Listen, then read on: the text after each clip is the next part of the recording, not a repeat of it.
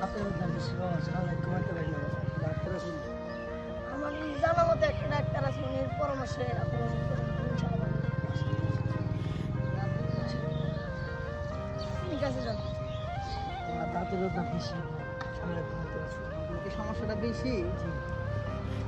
আমি যে কর্তুগুলো খাইতে পারবা নি আইনা খাইতে পারলে ইনশাল্লাহ রোগী ভালো হয়ে যাবে, হালকা সকালে উত্তর দিন ভালো হয়ে যাবে। আমি যে কর্তুগুলো দিই এগুলো মাথায় জ্ঞান রাখবা।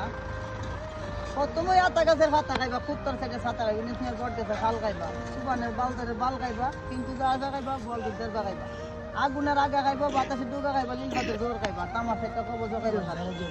সুবাসে আল্লাহ চাল লাগবো, 5টা সুবি কলা লাগবো, অজন্তা গাছের মূলের চাল আর শুক্রের মাছ খাওয়ার বার, চাইলতা গাছের আমরা কুতুরি মার ফুকির চামড়া, শনি মঙ্গলবার উদ্দেশ্য গুলিয়ার নাও রাত নাও দিন ঘুমাইতে বেলা ফুকি ছিলার মাঝে দিয়ে ঘুমাইতে ঘুম ফুটতে বেদনা নাই। এই যে জানলাম সাহায্যে কোনোদিন উড়ে দিস, যদি কোনোদিন উড়ে দিস, কুইটের তীরের বাজারে গিয়ে ল্যাং দিয়ে ফুকি মারা দিস।